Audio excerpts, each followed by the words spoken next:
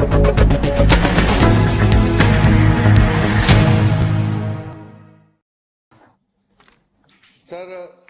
सबसे पहले तो आज के इस यूनिक जो कार्यक्रम हमारे देश के पहली बार एक फिट इंडिया पे एक डायलॉग रखा है, फिट इंडिया डायलॉग, जो आदरणीय प्रधानमंत्री जी का कल्पना थी। उस फिट इंडिया डायलॉग में हमारा देश के यशस्वी प्रधानमंत्री नरेंद्र मोदी जी का मैं स्वागत करना चाहता हूं। साथ में हमारे देश के कुछ जाने माने फिटनेस इन्फ्लुएंसर अपना अपना क्षेत्र से उभर के आए और बहुत देश में कामयाबी प्राप्त किया और लोगों को प्रोत्साहित किया।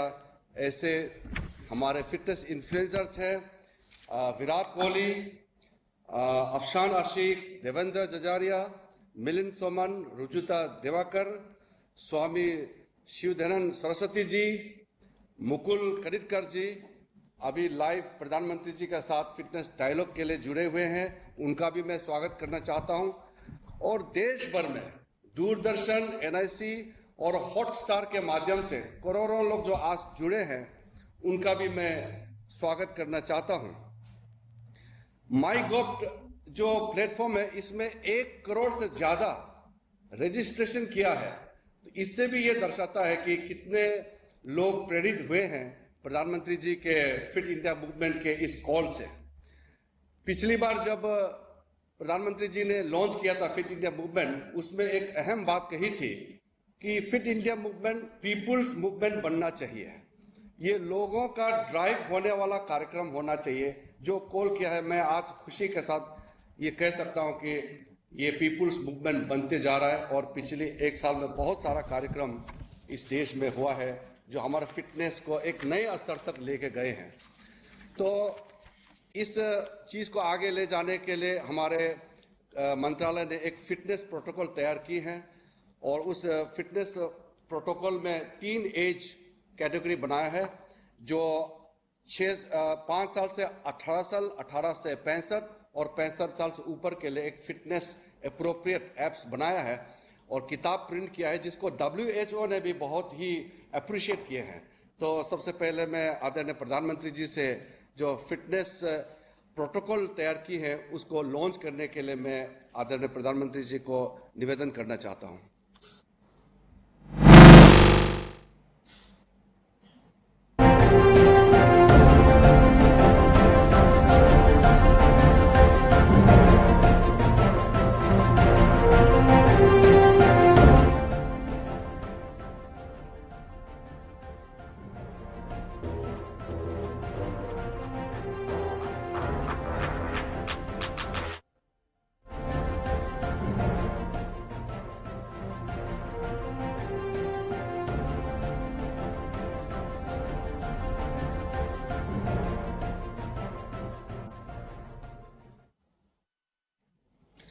धन्यवाद आदरणीय प्रधानमंत्री जी। तो आज के बहुत ही यूनिक और इंटरेस्टिंग फिट इंडिया डायलॉग शुरू करने के लिए मैं सबसे पहले हमारा पैरा ओलंपिक्स में जो गोल्ड मेडल जीते हैं भारत के लिए, देवेंद्र जजारिया से मैं शुरू करना चाहता हूं। तो मैं अनुरोध करता हूं देवेंद्र जी, आप अपने फिटनेस कार्यक्रम और आपका जो जीवन में क्या क्या आपका एक्सपीरियंस है वो शेयर करते हुए आज के जो प्रधानमंत्री जी के साथ डायलॉग करेंगे, वो आपसे शुरू करने के लिए मैं आमंत्रित करना चाहता हूं। देवेंद्र जी नमस्कार। माननीय प्रधानमंत्री जी नमस्कार, प्रणाम। देवेंद्र जी, आप एक गोल्ड मेडलिस्ट जेवलिन थ्रोअर भी रहे हैं और मैं चाहूंगा कि शरीर में तकलीफ होने के बावजूद भी आप अपने फिटनेस रूटीन को जिस प्रकार से मेंटेन किया है और जिस प्रकार से आपने दुनिया में भारत का झंडा फहराया है, तो जरूर आपसे देश कुछ सुनना चाहेगा और मैं भी सुनना चाहूंगा।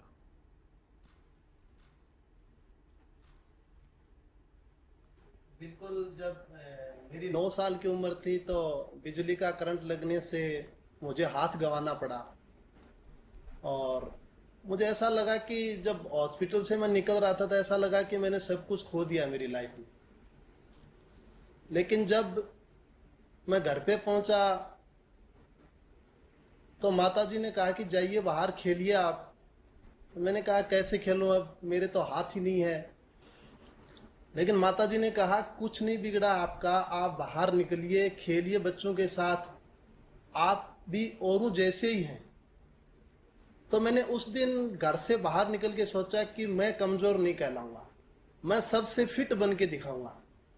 उसके बाद खेल की शुरुआत की और 2 बार गोल्ड मेडल लिया पैरालंपिक्स में, 2 बार वर्ल्ड रिकॉर्ड ब्रेक किया मैंने। लेकिन मेरा ये मानना है कि जो फिट इंडिया जो अभियान चला है 1 साल में, हमें बहुत खुशी है। और सबसे बड़ी बात ये मानता हूं कि जिस हिसाब से स्वच्छ भारत अभियान चला था घर घर तक, वैसे ये फिट इंडिया जो अभियान है वो भी घर घर तक पहुंचा है। मैं मानता हूं 5 साल से लेकर के 80 साल तक के बच्चे भी इसमें, बुजुर्ग भी, सभी शामिल हैं। मेरी माताजी की एज 80 साल है, वो भी मॉर्निंग में टहलने जाती है कि मैं भी फिट बनूंगी। तो ये जो हमारा फिट इंडिया अभियान है बहुत ही बड़ा अभियान है ये, और हर व्यक्ति इससे जुड़ा है 1 साल में। देवेंद्र जी, मैं जानता हूं कि जब आपका इतनी बड़ी इंजरी हो गई, आपका एक हाथ एक प्रकार से चला गया और उसके कई परेशानियां आपने झेली। मैंने सुना है कि आपने तो बिल्कुल रिटायरमेंट होने के लिए भी सोच लिया था। तो क्या आपको अपनी फिटनेस को रिगेन किया और कई मेडल भी जीते जैसा आपने बताया। मैं जानना चाहूंगा, देश जानना चाहेगा, ये कैसे संभव हुआ? मेरा ये मानना है कि जिंदगी में कभी हार नहीं माननी चाहिए। जब शोल्डर में बहुत बड़ी इंजरी हुई तो मैंने खुद ने सोचा कि रिटायरमेंट ले लूं, लेकिन मन में ये है कि नहीं, इसको ठीक करूंगा मैं। आपके अंदर सबसे पहले खुद पे कॉन्फिडेंस होना जरूरी है। तो मैंने अपने आप पे विश्वास किया कि मुझे ये ठीक करनी है। उसके लिए मैंने बहुत एक्सरसाइज की। आज भी मुझे 1 घंटे सिर्फ हाथ की शोल्डर की जो इंजरी है उस पर 1 घंटे देना पड़ता है, वो अलग से टाइम निकाल रखा है मैंने।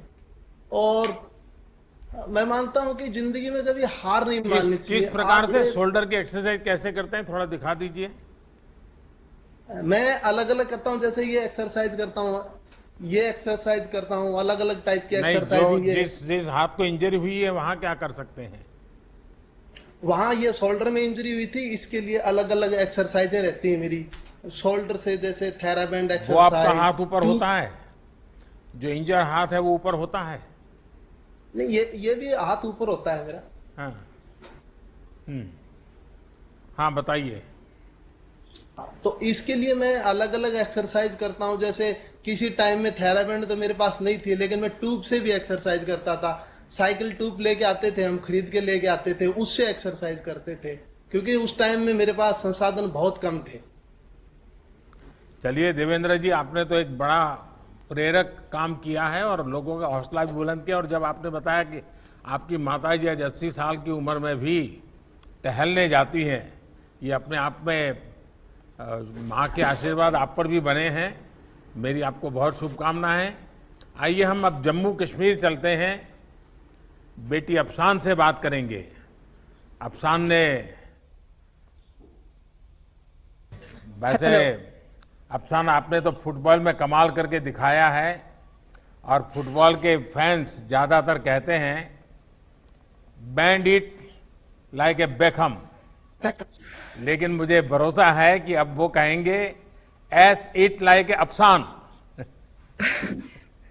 Thank you so much sir, thank you so much. मुझे यहाँ पे अपनी बात कहने का मौका दिया, मुझे इतने बड़े प्लेटफॉर्म पे लेकर आए आप। मुझे बहुत ही खुशी होती है कि मैं अपने जम्मू एंड कश्मीर स्टेट को रिप्रेजेंट करती हूँ। बिकॉज मैं अभी बेसिकली जम्मू कश्मीर से हूँ, बट मैं मुंबई के पीफा क्लब में खेलती हूँ एज अ गोलकीपर।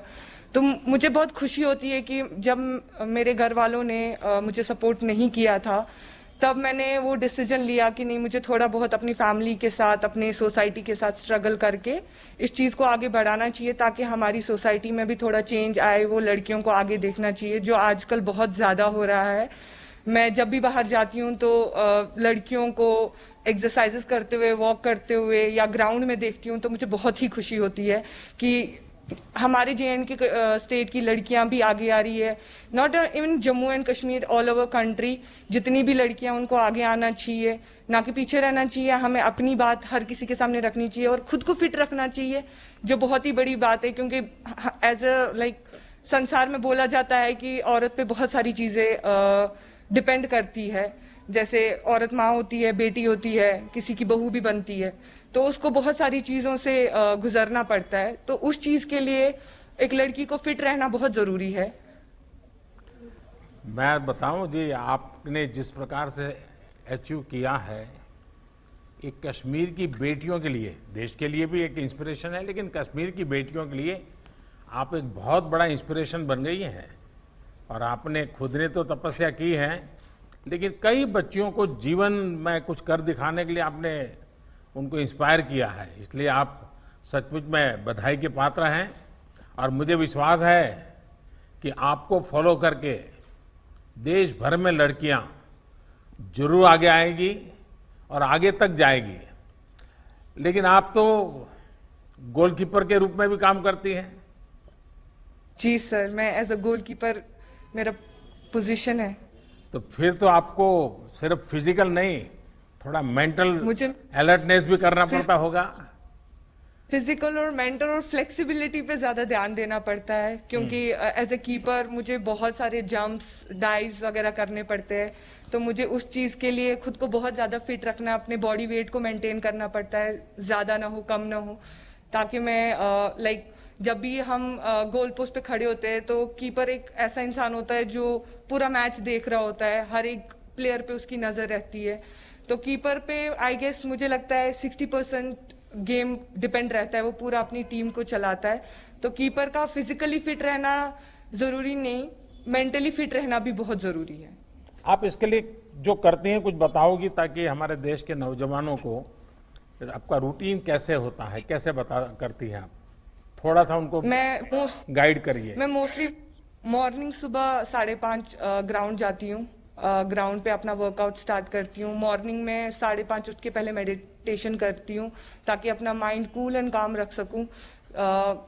मैं जो हमारे MS धोनी है, कैप्टन है इंडियन टीम के, एक्स कैप्टन रह चुके हैं, तो मैंने उनसे बहुत कुछ सीखा है, क्योंकि वो बहुत ही कामली काम करते हैं। As a captain, as a player, he is very calm, और मुझे उनकी वो जो कामनेस है खुद में लाना बहुत अच्छा लगता है कि जैसे वो कामली काम करते हैं अपनी लाइफ में, हर एक को अपनी लाइफ में वैसे ही कामली काम करना चाहिए। अपने मेंटल स्ट्रेस को ज्यादा हाई नहीं करना चाहिए, अपने मेंटल स्ट्रेस को बैलेंस रखना चाहिए, ताकि जो दिन भर के काम होते हैं वो इजीली और स्ट्रेस फ्री कर सके।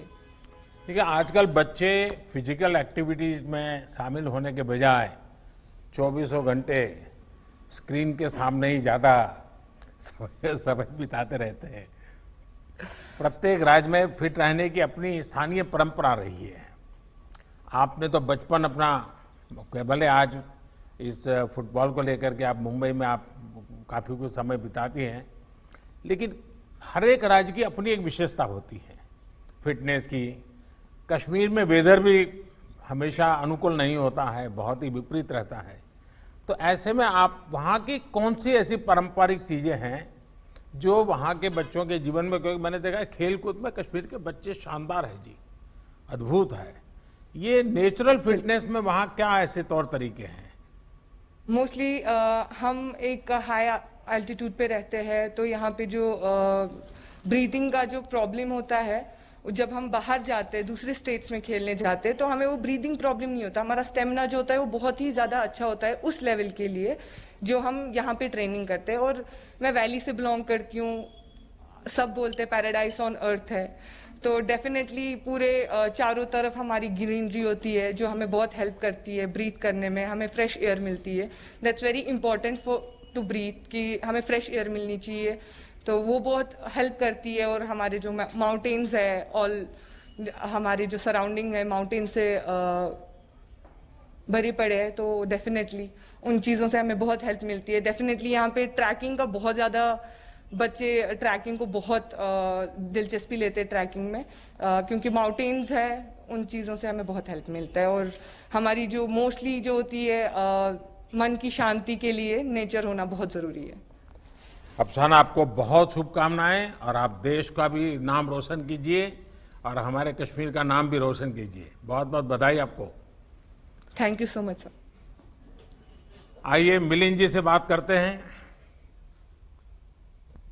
కన్స్ట్రక్షన్ రంగాలలో దశాబ్దపు అనుభవంతో కస్టమర్ల మరియు శ్రేయోభిలాషుల మన్ననలను నమ్మకాన్ని గెలుపొందిన సంస్థ విఆర్ఆర్ కన్స్ట్రక్షన్స్. నాణ్యతకు నమ్మకానికి మారుపేరు VRR constructions. Independent houses, apartments, villas అన్ని రకాల హంగులతో అలరించే అద్భుతమైన వెంచర్స్ తో పాటు అందరికీ అందుబాటు ధరలో సొంత ఇంటి కలను సాకారం చేసే నమ్మకమైన సంస్థ VRR constructions. Please visit VRR Constructions, Varatex Plaza near Radhika Theatre, ECL X Road, Hyderabad. Call to 9100885552, 9100885559. नमस्ते। नमस्ते मिलिंद माननीय जी। प्रधानमंत्री जी, मेड इन बहुत इंडिया खुशी हुई। मिलिंद। जी बिल्कुल। देखिए मिलिंद जी, आप अपने तरीके से मेक इन इंडिया के बहुत वोकल समर्थक रहे हैं। जी मेड इन इंडिया नाम पर आपकी किताब भी काफी पॉपुलर हुई है।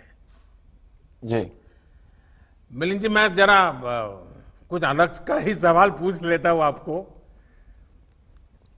ये जो ऑनलाइन आपकी उम्र के विषय में बताया जाता है, जी वही उम्र है कि कुछ और है?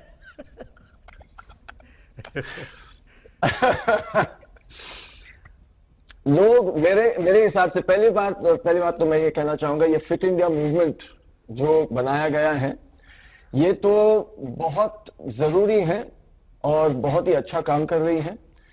हमारे देश में ऐसा ट्रेडिशन और कल्चर नहीं है कि सबको फिट रहने के लिए एक एफर्ट करना जरूरी है, मेहनत करना जरूरी है। अभी लोगों के समझ में आ रहा है कि हेल्थ के लिए और फिट रहने के लिए एक मेहनत करने की जरूरत होती है। तो ये तो बहुत ही अच्छी बात है जो फिट इंडिया मूवमेंट फैला रही है। जो आपने मुझे क्वेश्चन पूछा, तो बहुत लोग मुझे पूछते हैं कि आपकी उम्र अभी 55 साल की है, तो मैं उनसे कहता हूं, और आप इतने मतलब आयरन मैन किया है, अल्ट्रामैन किया, मैराथन दौड़ते हैं, 100 किलोमीटर दौड़ते हैं, 400-500 किलोमीटर दौड़ते हैं। 2012 में मैं दिल्ली से बॉम्बे भी दौड़ा था। तो लोग पूछते हैं कि इतनी उम्र में आप ये कैसे कर सकते हो? तो मैं उनसे कहता हूं कि मेरी मां है, 81 साल की है अभी, तो वो जो कर सकती है वो मैं सोचता हूं जब मैं उनकी उम्र तक पहुंचूंगा मुझे वैसा बनना है। तो मेरी मां एक मिसाल है वैसे मेरे लिए भी और बहुत सारे लोगों के लिए भी। और मैं ये सोचता हूं कि हम भूल गए हैं कि नॉर्मल क्या है। फिटनेस जो चीज है वो हमारे लिए नॉर्मल क्या है। हम सब जानते हैं कि हमारे जो पूर्वज थे, हमारे दादाजी थे, उनके दादाजी थे, वो कितने फिट थे। वो चलते थे 40 किलोमीटर चलते थे, 50 चलते थे। आज भी औरतें पानी लेने के लिए 40-40 किलोमीटर चलती हैं, अपना काम करती है, वो खेती में काम करती है। लेकिन शहरों में या जहां तक टेक्नोलॉजी फैल गई है, अभी इलेक्ट्रिसिटी है सबके पास, अभी सबके पास टेक्नोलॉजी है, इंटरनेट है, तो हम बैठते हैं और जितना हम बैठते हैं उतनी हमारी शक्ति कम हो जाती है, हमारा फिटनेस कम हो जाता है। तो जो नॉर्मल है एक इंसान के लिए कि कितना फिट रहना चाहिए नॉर्मली, कि 100 किलोमीटर आराम से कोई भी दौड़ सकता है, आराम से कोई भी चल सकता है। हम एक इवेंट करते हैं पिंकाथॉन औरतों के लिए, सिर्फ औरतों के लिए, जो 3 किलोमीटर से शुरुआत करती है और रेगुलर एक्सरसाइज के साथ वो फिर 100 किलोमीटर वो कर पाती है और उनकी उम्र होती है 60, 65, 70। तो ये जो मूवमेंट है फिट इंडिया मूवमेंट, ये अभी लोगों के समझ में आ रहा है कि हमारी काबिलियत क्या है, हमारी शक्ति क्या है, और सिर्फ फिजिकल शक्ति नहीं, मेंटल शक्ति क्या है। मिलिंद जी, आपने सही कहा, fitness knows no age, no limit. और ये सच्चाई है। और मुझे किसी ने आपकी माताजी का वीडियो क्लिपिंग फॉरवर्ड किया था। अरे वाह, तो मैंने कम से कम 5 बार देखा होगा, वाह, क्योंकि वाह, वो 81 उनका बर्थडे था और वो जी। 15 पुलअप्स कर रही है। पुशअप्स, जी हाँ, बिल्कुल। पुशअप कर रही हो। तो मैं जी हम एक दूसरे को बहुत इंस्पायर करते हैं। जी उन्होंने मुझे इंस्पायर किया। 60 की उम्र में उन्हें ट्रेकिंग शुरू की।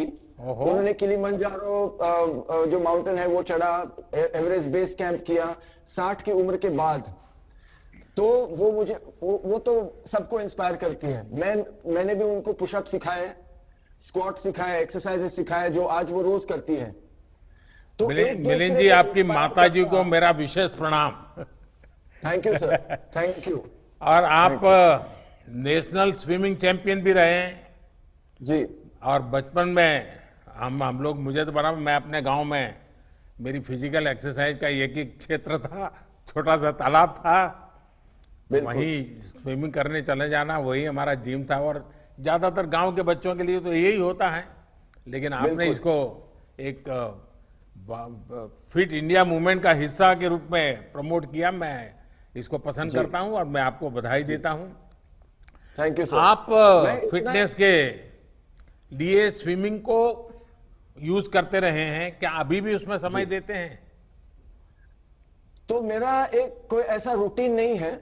मुझे एक्सरसाइज करना पसंद है। मैं दिन में जितना भी समय मुझे मिलता है, 3 मिनट हो या 30 मिनट हो या 3 घंटा हो, जितना समय मुझे मिलता है मैं एक्टिविटीज करते रहता हूं। कभी कभी बहुत कम समय मिलता है और मैं लोगों से यही कहता हूं कि मैं कभी जिम नहीं जाता, मैं कभी मशीन यूज नहीं करता।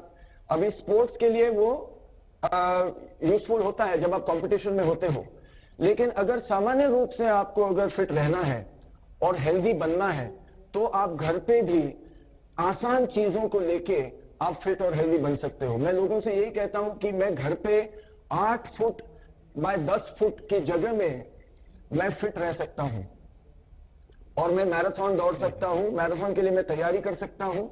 तो ये जरूरी नहीं, लोगों के समझ में कभी कभी बोलते हैं नहीं, फिट रहने के लिए इतना सारा करना पड़ता है, इतनी समय की जरूरत होती है, जिम की जरूरत है, इसकी जरूरत है, उसकी। मैं जब दौड़ता हूं मैं जूते भी नहीं पहनता, वो मुझे अच्छा लगता है।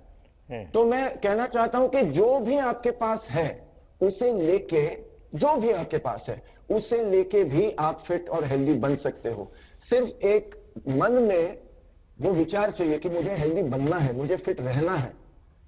तो वो कैसे रहना है? आसान चीजें हैं ये। बहुत लोग हमें कहते हैं कि नहीं आसान नहीं है, ये करना होता है, वो करना होता है। तो अंदर झांक के अपने आप को स्टडी करके मन को भी तन को भी हम बना सकते हैं, अपनी रूटीन, अपना एक्सरसाइज हम बना सकते हैं। और गए सालों में लोगों ने किया है। मैं कहता हूं आपसे, मैराथन रनिंग में हमारा जो नेशनल रिकॉर्ड है शिवनाथ सिंह जी का 1978 में बनाया था, वो भी बिना जूते के दौड़ते थे। 2 घंटे 12 मिनट का रिकॉर्ड है जो आज तक किसी ने तोड़ा नहीं। और मैं समझता हूं कि बात यही है कि हम सोच रहे हैं आजकल कि आगे बढ़ने के लिए इतनी सारी चीजें जरूरी है, लेकिन मैं सोचता हूं जैसे देवेंद्र जी ने कहा कि अगर आत्मविश्वास है, और स्पोर्ट्स से सबसे बड़ी चीज जो हमें मिलती है वो है आत्मविश्वास। और सिर्फ चलिए, स्पोर्ट्स नहीं, आपके एक्सरसाइज आवाज में, आपकी बातों में इतना अनुभव झलकता है और मैं मुझे आपका पूरा विश्वास समय ले है। रहा हूं। मैं आपका पूरा समय ले रहा हूं, मैं ही बात कर रहा हूं। नहीं, मुझे अच्छा लगा। मैं चाहता हूं, मैं आज सुनना चाहता था। जी, और कुछ कहना चाहते हैं? नहीं, इतना ही कहना चाहता हूं कि लोगों को समझ में होना चाहिए कि हेल्दी और फिट रहना बहुत जरूरी है। कितना फिट रहना है वो सबके विचार के ऊपर है। अगर आप मैराथन के लिए फिट रहना चाहते हो, आप पर्वत चढ़ने के लिए फिट रहना चाहते हो, आप सामान्य जीवन के लिए फिट रहना चाहते हो, तो आपको क्या करना चाहिए वो आपको जानना जरूरी है। और मैं सोचता हूं कि फिट इंडिया मूवमेंट के जरिए ये सारी जानकारी जो है, ये सारा इंफॉर्मेशन जो है वो लोगों तक पहुंचेगा। और आपने जैसे ये लॉन्च किया है एज अप्रोप्रिएट फिटनेस प्रोटोकॉल्स, इसके बारे में मैं कहना चाहता था। हमारे जो बुजुर्ग लोग हैं भारत के, जो मास्टर्स में भाग लेते हैं, इंटरनेशनली मास्टर्स कंपटीशन में भाग लेते हैं, 60, 70, 80, 90, 100 की उम्र में इंटरनेशनल कॉम्पिटिशन जो मास्टर्स कहते हैं उसमें भाग लेते हैं और गोल्ड मेडल जीतते हैं भारत के लिए। इनको अगर हम रिकग्नाइज करें तो आम लोगों के समझ में आएगा कि 40 की उम्र में जिंदगी खत्म नहीं होती, जिंदगी की शुरुआत हो सकती है 40 की उम्र में, 50 की उम्र में, 60 की उम्र में, 70 की उम्र में। जो पिंकाथॉन मैंने कहा आपसे इससे पहले, जो एक इवेंट हम करते हैं औरतों के लिए, उनकी फिटनेस बढ़ाने के लिए, उसका मैस्कॉट है एक हमारी औरत जो पंजाब की है, मन कौर, आप तो जानते ही होंगे उनको। वो 104 साल की मैं है। मिला हूं उनको। उन्होंने रन मिला है, बिल्कुल, मैंने देखे हैं फोटो, उन्होंने दिखाया है मुझे फोटो कि उन्होंने रनिंग की शुरुआत की 93 की उम्र में। तो ये जो कहानियां हैं जो भारत कर सकते हैं, बुजुर्ग लोग, बहुत इंपॉर्टेंट है कि वो क्या कर रहे हैं आजकल, स्पोर्ट्स में क्या कर रहे हैं, एक्सरसाइज में क्या कर रहे हैं, क्योंकि वो तो पहले के जमाने के हैं, उनको जिम नहीं, सप्लीमेंट्स नहीं, एनर्जी ड्रिंक नहीं, कुछ नहीं लगता। मिलिंद उनको जी, पता आपको है। ढेर सारे लोग ढेर सारे सवाल भी पूछते होंगे, आपके मन में भी पूछते कई सवाल खड़े होते हुए है ना? आपके लिए एक सवाल है, मेरे लिए मेरा एक आपके लिए सवाल है। एक मेंटल चीज है। अभी हम देखते हैं कि जो भी हम करना चाहते हैं लाइफ में, अक्सर लोग ऐसे भी होते हैं जो हमें पीछे रखते हैं, बोलते हैं कि नहीं नहीं ऐसा मत करो, वैसा मत करो, ये नहीं होगा, तुमसे नहीं होगा, या ये बहुत गलत है, तुम ये नहीं ना, ऐसे बहुत लोग होते हैं। और जैसे हम अभी सोशल मीडिया पे हैं तो बहुत सारे लोग और लोग कहने वाले हैं कि ऐसा मत करो, वैसा मत करो, तुम बहुत बुरा कर रहे हो, ये कर रहे हो। कभी बोलते हैं कि अच्छा भी कर रहे हो, बहुत लोग करते बुरा कर रहे हो। तो ऐसे समय में, अभी आपके लिए भी बहुत होगा, मेरे लिए है, जैसे आप फेमस भी होते हो, किसी पोजीशन पे भी होते हो, तब और भी लोग आपको कहते हैं, मन में बहुत उसका प्रेशर होता है कि लोग मुझे बहुत बुरा कह रहे हैं, अच्छे भी कहते हैं, बुरा भी बहुत कहते हैं, तो उसको आप हैंडल कैसे करते हो? देखिए मिलिंद जी, आपने बड़ा अनोखा सा सवाल पूछा है। हमारे यहां कहा जाता है, निंदक नियरे राखिए, आंगन कुटी छवाए, जी बिन पानी साबुन बिना निर्मल करे सुभाए। देखिए, किसी भी काम को खुद के लिए नहीं करते, निजी स्वार्थ के लिए नहीं करते, हम पूर्ण समर्पण भाव से एक डिटैचमेंट के साथ जब करते हैं, सर्वजन हिताय सर्वजन सुखाय काम करते हैं, और अच्छा काम भी मोह भाव के बजाय कर्तव्य भाव से करते हैं, तो मेरा अनुभव है कि तनाव नहीं आता है, ऊपर से ऊर्जा आती है, नया करने की ऊर्जा आती है। उसी प्रकार से मुझे लगता है कि प्रतिस्पर्धा को हमने टांग खींचना नहीं मानना चाहिए। मैं समझता हूं प्रतिस्पर्धा एक तंदुरुस्ती की निशानी है, एक सोचने का तरीका है जी। पर यह तंदुरुस्ती तब अनुभव होगी जब हमारा ध्यान खुद से प्रतिस्पर्धा पर होगा। जी। और मैं मानता हूं कि हर किसी ने अपनी लकीर बड़ी करने पर ध्यान केंद्रित करना चाहिए, दूसरे की लकीर कम करने में समय बर्बादी नहीं करना चाहिए। बिल्कुल, बातें बिल्कुल। चलती हैं, चलती रहेगी। चलिए मिलिंद जी, मुझे बहुत अच्छा लगा आज आपसे बात करने का मौका मिला। ठीक, थैंक यू भैया। थैंक यू, बहुत ही बड़ा थैंक यू। आइए रुजुता जी से बात करते हैं, क्योंकि लोगों को लगता है कि फिटनेस का मतलब है खाना पीना। नमस्ते। नमस्ते रुजुता जी। नमस्ते honourable Modi ji, thank you very much. यहाँ आके आपके साथ, आप सबके साथ मिलके और खास करके आपके साथ बातें करके बहुत अच्छा लगा।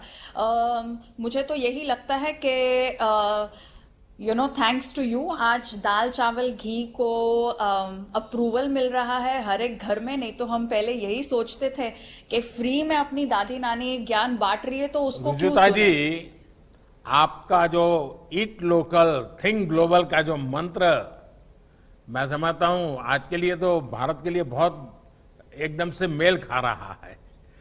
और ये काफी कुछ जो मैं बताता रहता हूं, वोकल फॉर लोकल, और उसको भी एक प्रकार से बल दे रहा है। बिल्कुल। और आप तो हमेशा ईट लोकल के मंत्र को लेकर के हमेशा अपनी बात बताती हैं और लोगों को आपकी बातों में रुचि भी है। तो मैं जरूर चाहूंगा कि आज बहुत बड़ी मात्रा में जब लोग सुन रहे हैं तो ईट लोकल के पीछे आप क्या कहना चाहती हैं?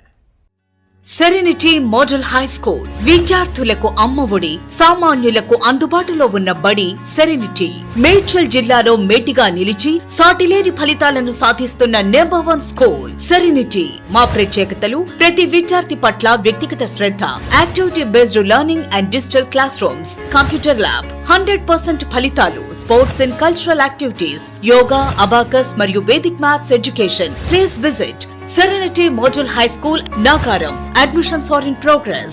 Call 04027146899 and 04027148699. ईट लोकल के पीछे मैं वही कहना चाहती हूँ जो आपने अब भी कहा कि हमारे यहाँ हमेशा कहा गया है कि सर्वजन सुखाय सर्वजन हिताय। तो जब हम लोकल खाएंगे तो हर कोई अलग अलग खाता है, तो उनके यहाँ का जो खाना है उनके रीजन के हिसाब से जो वहाँ पर बनता है वही लोग खाते अगर खाएंगे तो वहाँ के फार्मर्स के लिए या वहाँ के लोकल इकोनॉमी के लिए भी अच्छा है और ओवरऑल अर्थ के इकोलॉजी के लिए भी अच्छा है और हमारे हेल्थ के लिए तो अच्छा है ही। और ये नहीं होना चाहिए कि जब तक के कोई हैशटैग में हमारे ही खाने को हमारे सोशल मीडिया पर नहीं दिखाता तब तक हम लोग उसकी वैल्यू नहीं करते। जैसे कि घी को देख लीजिए आप, ghee by the way PM sir अभी आजकल यूएस में सबसे गूगल्ड वर्ड है how to say ghee, you know that's the most googled word. और हम लोग पहले जैसे हल्दी दूध नहीं पी रहे थे, लेकिन अभी जैसे ही उसको कोई टर्मरिक लाते कहता है या गोल्डन मिल्क तो हम पीने लगते हैं। इसीलिए आपका ये जो इनिशिएटिव है वोकल फॉर लोकल वो बहुत महत्वपूर्ण है, क्योंकि फिर हम हमारे ही भाषा में हमारे ही खाने को और उसके वैल्यू को पहचानेंगे। देखिए रुजुता जी, मैं कोरोना के माहौल के कारण मैं मेरी माँ से कोशिश करता हूँ हफ्ते में 1-2 बार बात हो जाए। और जब भी मैं माँ से बात करता हूँ तो तुरंत वो मुझे पूछती है कि बेटा तू हल्दी लेता है कि नहीं लेता है। वो तुरंत मुझे पूछती है हल्दी लेता है कि नहीं लेता है। तो आपकी बात सही है। अच्छा, आपका जो फिटनेस का मंत्र है और मैं समझता हूं ये मैसेज बड़ी ताकत रखता है। आप कहती है don't lose health, lose weight. जरा समझाइए क्या कहना चाहते हैं आप? मुझे यही लगता है कि हम बहुत बार वजन कम करने के कोशिश में हेल्थ गवा देते हैं, रात की नींद गवा देते हैं, दिन का चैन चला जाता है और इश्क विश्क भी नहीं हुआ होता, बस डाइट पे रहते हैं। तो मुझे यही लगता है कि लोगों को ऐसी कोई भी चीज़ नहीं करनी चाहिए जिससे रातों की नींद और दिन का चैन हराम हो जाए। जस्ट नॉर्मल खाना जो हमारे घर पर बनता है, रोटी सब्जी दाल चावल पोहा उपमा नून चाय जैसे कश्मीर में पिया जाता है, हर एक रीजन की हमारे यहाँ पर स्पेशलिटी है। तो अगर घर का खाएंगे, पैकेट में से कम खाएंगे, और अभी 2020 भी चल रहा है, तो मेरे हिसाब से अगर हमारे जो पुरुष वर्ग है वो भी अगर हमारे साथ महिलाओं के साथ घर पर हमारे किचन्स में काम करेंगे तो हम लोग पैकेट में से कम खाएंगे, अपने ही किचन से ज्यादा खाएंगे, तो सेहत ऐसी ही बनी रहेगी। डिफॉल्ट में हम लोग अच्छी सेहत बना पाएंगे। तो लेकिन रुजुता जी, एक तरफ फिटनेस, एक तरफ डाइटिंग, सारा माहौल ऐसा बना हुआ है, उस समय अगर आप ईट मोर वाली बात करती हैं। देखिए, आपकी माँ जी जब आपको ये पूछती है कि आपने हल्दी ली कि नहीं, तभी आपको उन्होंने और एक सीख दी होगी, जो मैं आपको गारंटी देती हूँ कि ये 100% आप दोनों में ये बात हुई होगी। शायद जब आप छोटे होंगे आपने मे बी 2-3 चपाती खा ली होगी और आपने कहा होगा आज मैंने 3 चपातियां खा ली, तो आपने माँ ने आपको बोला होगा कि कभी गिनते नहीं है कि कितना खाया है, बस उतना ही खाओ जितना जरूरी है, और जो खाते हो वो आराम से चबा चबा के खाओ। आज ये विजडम कनाडा फूड गाइड में 2019 में साइंटिफिक विजडम आ गया, लेकिन हमारे घरों में हमारी माँ, हमारी दादी, हमारी नानी जो हमको प्यार से कह देती है या डांट के कह देती है, उसमें साइंस छुपा हुआ है, ये हम कभी कभी भूल जाते हैं। तो आपकी बात सही है, और कितना खाएं उसके बजाय कैसे खाएं और कैसा खाएं, इसका महत्व बहुत है। और मेरी अपनी भी एक रेसिपी है, ये मेरी अपना इनोवेशन है, ऐसा मेरा क्लेम नहीं है, लेकिन मैं ये जो ड्रमस्टिक है मोरिंगा, ये न्यूट्रिशन की दृष्टि से बहुत महत्वपूर्ण है, ऐसा मैं सुनता रहा हूं। तो फिर मैं खुद उसके परोठे बनाता था और मैं उसके परोठे खाता था, और मेरे सप्ताह में 1-2 बार आज भी मैं इसका उपयोग करता हूं। और आज मुझे लगा है, और आपने हैशटैग की चर्चा की है, तो मैं भी मेरी ये रेसिपी जरूर पब्लिक के लिए रखूंगा। बिल्कुल। रजुला जी, फार्म टू टेबल, ये आजकल इसकी बहुत चर्चा हो रही है। कई स्टार्टअप्स इस आधार पर आगे बढ़ रहे हैं। ये हमारे देश में सदियों पुराना विचार है, और जैसे आपने कहा कि भाई हर परिवार में ये परंपराएं थी, और अब धीरे धीरे 21वीं सदी का विचार भी बन गया है। मुझे पक्का विश्वास है कि आप जिन बेसिक चीजों को, यानी बैक टू बेसिक एक प्रकार से कहें, उसको प्रमोट कर रही हैं, और आपकी बात ज्यादा से ज्यादा लोगों तक पहुंचे, ये बहुत अच्छा होगा। और मुझे अच्छा लगा आज आपसे बातें कर करके। आपका बहुत बहुत धन्यवाद। आइए हम एक नई दुनिया में प्रवेश करना चाहेंगे। अब फिटनेस की दुनिया के अलग लोग यहाँ आए, लेकिन फिटनेस का एक अलग लेवल भी होता है। और मुझे खुशी है कि स्वामी शिव दयानंद सरस्वती जी, उन्होंने आज हमारे बीच आकर के हमें आशीर्वाद भी देने का और मार्गदर्शन करने के लिए स्वीकार किया है। IIT दिल्ली से इंजीनियरिंग और MIT से मास्टर करने के बाद आपने ये मार्ग चुना है।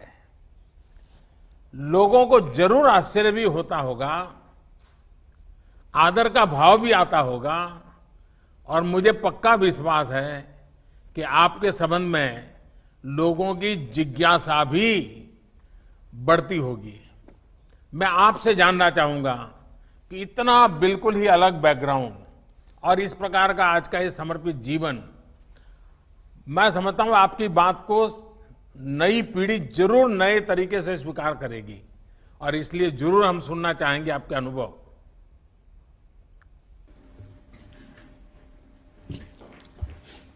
हरिओम तत्सत। हरिओम तत्सत। बिहार योग विद्यालय और योग नगरी मुंगेर के नागरिकों की ओर से माननीय प्रधानमंत्री जी को और इस कार्यक्रम को देख रहे सभी लोगों को हमारा सादर नमस्कार, हार्दिक अभिनंदन। आपने जो प्रश्न किया माननीय प्रधानमंत्री जी, उसका उत्तर भी आप एक रूप से दे ही चुके हैं। सर्वजन हिताय और सर्वजन सुखाय का जो मंत्र आपने अपने जीवन का हम लोगों के सामने रखा है, वही एक प्रेरक, वही एक प्रोत्साहक का कार्य करता है और जीवन में समर्पण का एक क्षण लाता है। अपने बारे में कुछ ज्यादा कहना तो संकोचजनक होगा। मैं यहाँ केवल अपनी गुरु परंपरा के महान विभूतियों का उल्लेख करना चाहूँगा। उनके जीवन का उल्लेख करूँगा तो मेरे जीवन की बात भी अपने आप ही स्पष्ट हो जाएगी। हमारी गुरु परंपरा प्रारंभ होती है ऋषिकेश के स्वामी शिवानंद जी महाराज से। आप में से कई लोग जानते होंगे, वो मेडिकल डॉक्टर थे, उच्चतम डिग्रियां प्राप्त थी उनको, FRCS की उच्च डिग्री प्राप्त की थी उस जमाने में, और उस समय वो मलाया में काम करते थे और बहुत यश था, नाम था, धन था। लेकिन एक क्षण आया उनके जीवन में जब इस सर्वजन हिताय सर्वजन सुखाय की भावना से प्रेरित होकर मलाया से हिमालय आ गए, दिव्य जीवन संघ की स्थापना की। हमारे परम गुरु जो उनके शिष्य हुए स्वामी सत्यानंद सरस्वती जी, जिन्होंने बिहार योग विद्यालय की स्थापना की थी, वो अल्मोड़ा के रहने वाले थे, कुमाऊं के एक संपन्न जमींदार के पुत्र थे। सैकड़ों एकड़ जमीन थी। 19 बरस की आयु में सब छोड़ के अपने गुरु चरणों में आए और संन्यास्त होकर अपने गुरु आदेश का पालन करते हुए उन्होंने बिहार योग विद्यालय की स्थापना की। उनका गुरु आदेश यही था कि योग को नगर नगर डगर डगर फैलाना है, योग को प्रतिष्ठित करना है, और यही काम स्वामी सत्यानंद जी ने किया।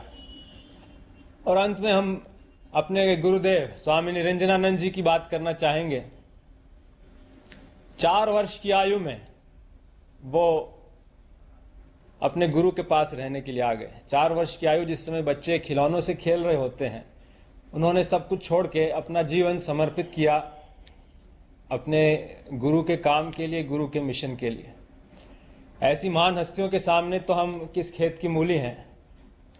इतना ही कहेंगे कि उन्हीं की प्रेरणा, उन्हीं की शिक्षा को अपने सामने रखते हुए उनके पद चिन्हों पर चलने का एक छोटा सा प्रयास है।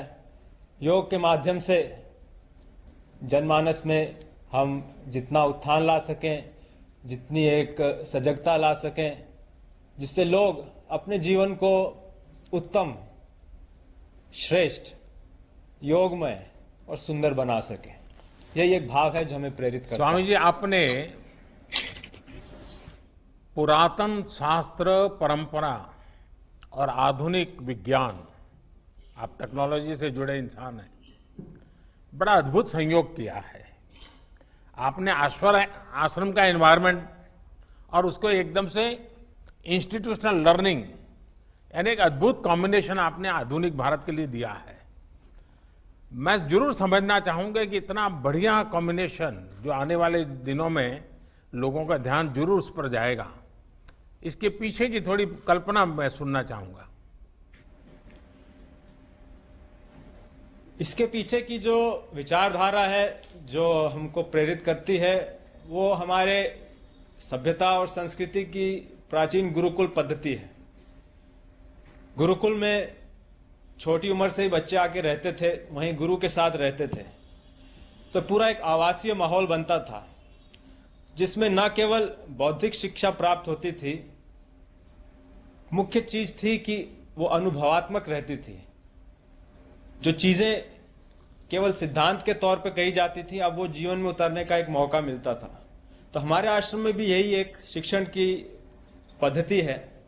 हमारे आश्रम में जितने भी सत्र चलते हैं योग प्रशिक्षण के, वो पूर्णतः आवासीय होते हैं, क्योंकि हमारा मानना है कि योग मात्र एक अभ्यास नहीं है, वो एक जीवन शैली है, जीवन जीने की विधा है। और उसको केवल लेक्चर से या सिद्धांतों को सुनकर समझकर पूरी तरह आत्मसात कर पाना संभव नहीं, उसको जीना पड़ता है। और आश्रम वो एक माहौल, एक वातावरण उपलब्ध कराता है कि हम योग के इन सिद्धांतों को अपने जीवन में उतार सकें। तो वो जो अनुभवात्मक प्रशिक्षण है, वो हमने खुद अपने जीवन में देखा है। और अपने जो जितने भी विद्यार्थी आते हैं, शुरू में भले ही उनको थोड़ा सा अजीब लगता हो, क्योंकि सब काम स्वयं करते हैं, आश्रम में कहीं कोई सेवक नौकर नहीं, एक स्वावलंबन की भावना आती है। हम देखते हैं लड़के लड़कियां आते हैं, कभी अपना कपड़ा साफ नहीं किया, कभी बर्तन साफ नहीं किए, आश्रम में आके हर चीज स्वयं करनी पड़ती है। शुरू में अजीब लगता है, लेकिन जिस समय वो जाते हैं, कह के जाते हैं कि इस अनुभव ने हमारे जीवन में एक बहुत बड़ा सकारात्मक परिवर्तन लाया है। तो ये हमारे प्रशिक्षण की विशेषता है। स्वामी जी, जो बात सबसे इंटरेस्टिंग लगती है वो है आज के समय के हिसाब से योग को ढालना। जिस तरह से समय बदला है, लोगों की लाइफस्टाइल बदली है, आपने योग को उन जीवन शैली के साथ बहुत बहुत कुशलता से उसको फिट किया है। यानी जो आजकल के जो कॉमन प्रॉब्लम है, लोग कहते हैं टाइम नहीं है, टिकना नहीं, फलाना है, नहीं है, लेकिन उसमें भी आपने कुछ न कुछ रास्ता खोजा है। अगर वो भी थोड़ा देशवासियों को आप गाइड करेंगे। बहुत अच्छा प्रश्न किया है आपने माननीय प्रधानमंत्री जी, क्योंकि जब योग सीखने और करने की बात आती है, लोगों की यही प्राय शिकायत रहती है, समय नहीं है। आसन प्राणायाम करने हैं, हमको 1 घंटे का समय लगेगा, इतना समय हम अपनी व्यस्त दिनचर्या में से नहीं निकाल सकते। इसी को मद्देनजर रखते हुए हमारे गुरु स्वामी निरंजनानंद जी ने एक योग कैप्सूल का सिद्धांत प्रतिपादित किया है। योग के छोटे छोटे अंग जिनको आप अपने जीवन दैनिक जीवन के अलग अलग समय पर अपने जीवन में शामिल करके योग का अधिकतम लाभ ले सकते हैं, जिसे कहा जाए कि maximum bang for the minimum buck, अधिकतम लाभ न्यूनतम समय और न्यूनतम उसमें समय देकर। और ये जो कैप्सूल है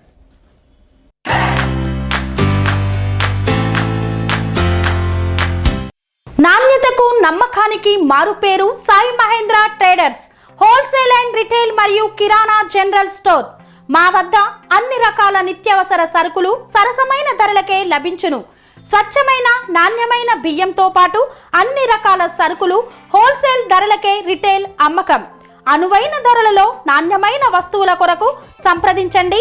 Sai Mahendra traders wholesale and retail మరియు కిరాణా జనరల్ స్టోర్. మా address Nagaram to Keesara main road, Rampally X road. Contact number 9247575485 మరియు 6300322583. संक्षेप में कहें तो ये 5 कैप्सूल हैं। इसे पंचमुखी कैप्सूल साधना समझ लीजिए। इसका पहला कंपोनेंट है मंत्र, दूसरा आसन, तीसरा प्राणायाम, चौथा शिथिलीकरण या रिलैक्सेशन, 5वां ध्यान। क्योंकि ये हम लोगों का मानना है कि फिटनेस केवल शारीरिक नहीं है, वो एक उसका आवश्यक अंग है, लेकिन योग में हम फिटनेस को एक समग्र रूप से देखते हैं। हम केवल शरीर नहीं, हम भावनाएं हैं, बुद्धि है, हमारे विचार हैं, व्यवहार है, आचरण है, आदतें हैं, सजगता है, समझ है, इन सबको विकसित कर पाना, इन सबको संतुलित और इनके बीच सामंजस्य